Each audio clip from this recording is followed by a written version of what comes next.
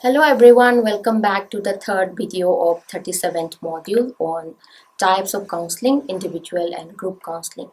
The learning objectives of these videos are understanding the structure of group, acquire knowledge on process of group counseling, comprehending the distinctiveness of group and individual counseling. First, we will see group size, composition, and duration. Group size. Understanding the importance of ideal size in the group counseling is essential not to undermine the counseling group's effectiveness. A group of 7 or 8 individuals with an acceptable range of 5 to 10 members are appropriate. This range is large enough to create a diversity of ideas, yet small enough to provide an opportunity for equal participation. If the group is too small, comprising only 3 or 4 members, the interaction between group members diminishes and the counselors often find themselves engaged in individual counseling within the group, defeating the purpose of group counseling. On the other hand, if the groups are too large, the group's intimacy and comfort diminish. The groups become less personal and more mechanical in their process. There is also increased risk of unsatisfied individuals' need of members in a large group due to overlooking. However, ideal group size may also vary according to the type and ages of its members. For example, a maximum of 4 children can be in a play therapy group for the counseling to be effective. In contrast, an education group may have an entire classroom full of students and the counselor can still work effectively with the group. Group composition. In formulating a group, the composition of group is another significant matter to consider. Group can be either homogeneous or heterogeneous. A group composed of individuals who have something in common are called homogeneous. For example, students who suffer from bullying. A homogeneous group helps enhance universality by bringing together students with similar concerns or problems and promote better cohesion and identification within its members. A group composed of diverse individuals of different ages, genders, cultures, socio-economic status, and so forth is called a heterogeneous group. This group can help promote diversity of ideas and foster greater individualization due to the wide range of issues they address. In a setting, a homogeneous group is more appropriate and functional as it will motivate the group members to share their feelings freely and at the same time receive support and understanding from one another. Duration of the group. Duration of the group counseling can consider 3 related issues. One is whether the group is closed or open session. Second one, the length of each session. And the third one, number of sessions.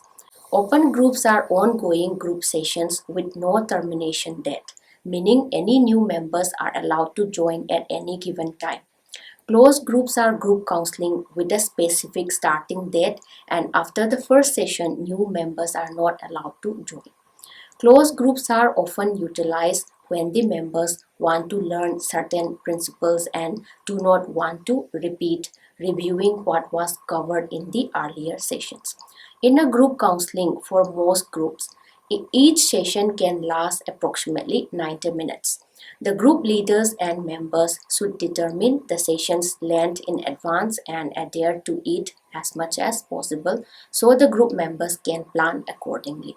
The number of sessions for group counseling varies according to the types of the group, their goals, the needs of each group member, and group leaders' theoretical orientation. For example, education groups might require 6 to 10 sessions or extend over an entire academic year. Counseling and psychotherapy group conducted in schools usually meet once a week for several months with an average of 13 sessions. Stages in group counseling.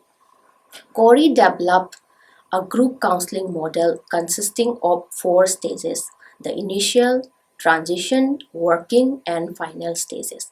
Stage 1, the initial stage. During the initial phase of group counseling, screening, orientation, and determining the structure of the group occurs. During this stage, the group leaders' primary functions are to establish rules and regulations of the group, assisting group members in sharing their concerns and expectations, and identify individual goals and hopes for the group. It is a stage where group members try to establish trust, learn to express their concerns, feelings, and thoughts, including fears and reservations. Become involved in the establishing group rules, set achievable personal goals, and learn to be involved in the dynamic of the group process. Stage 2, the transitional stage. It is transitional where group members experience anxiety and defensiveness as they begin to question the value of the group. During this stage, group leaders' major role is to encourage the members to express their anxiety, manage conflicts openly in the group, assist group members in accepting each other, and become autonomous and independent. During this stage, an essential task for the group members is to recognize and express feelings of resistance towards the group process. The successful management and transition during this phase will lead the group into the next stage. Stage 3, the working stage. The group counseling enters in working stage when its members feel free to explore their thoughts, feelings, and concerns.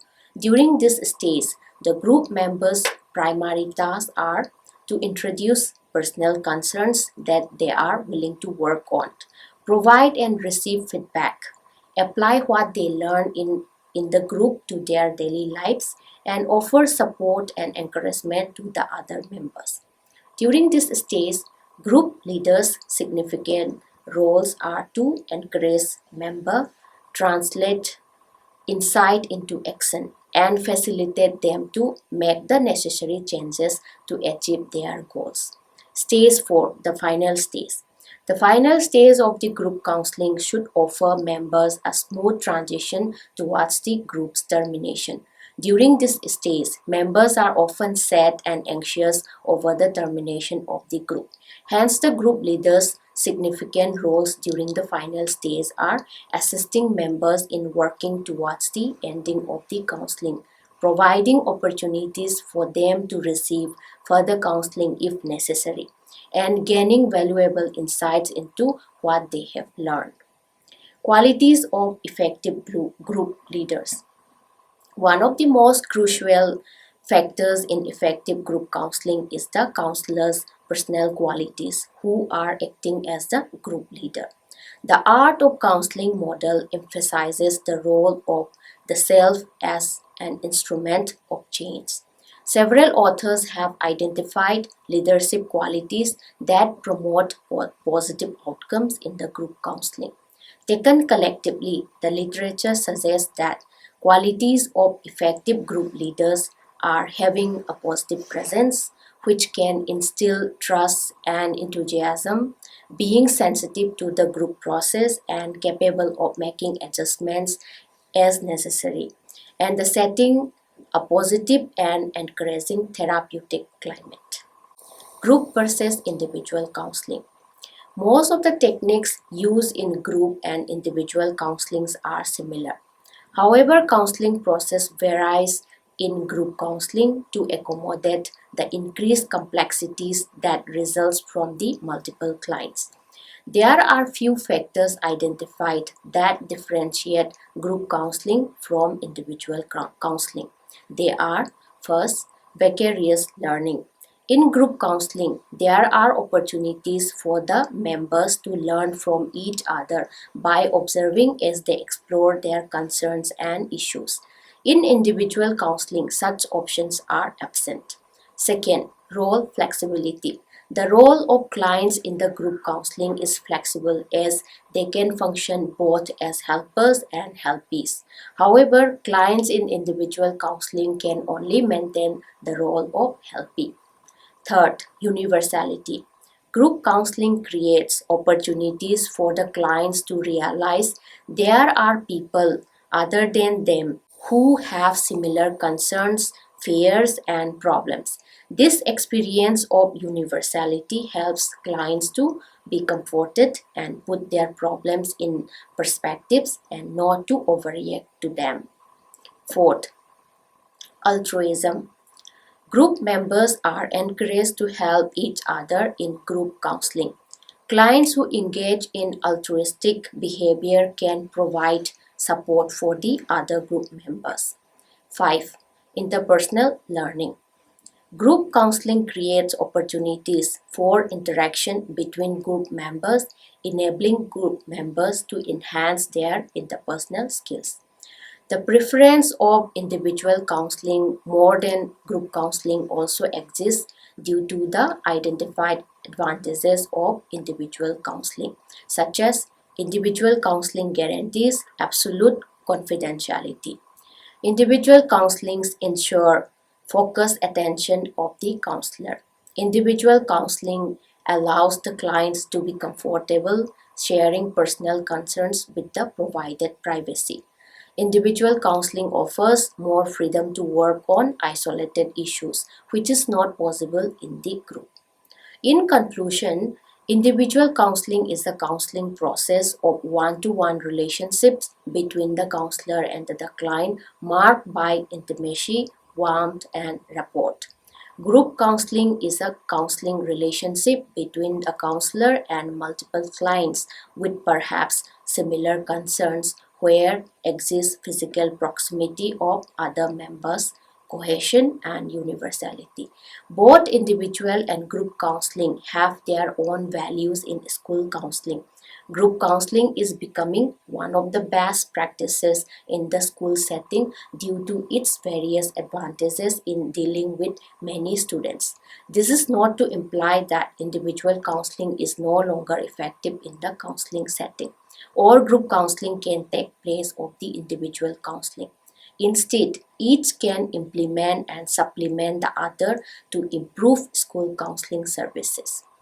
In this video, we have discussed about the structure and stages of group counseling as well as the comparisons of the group and individual counseling.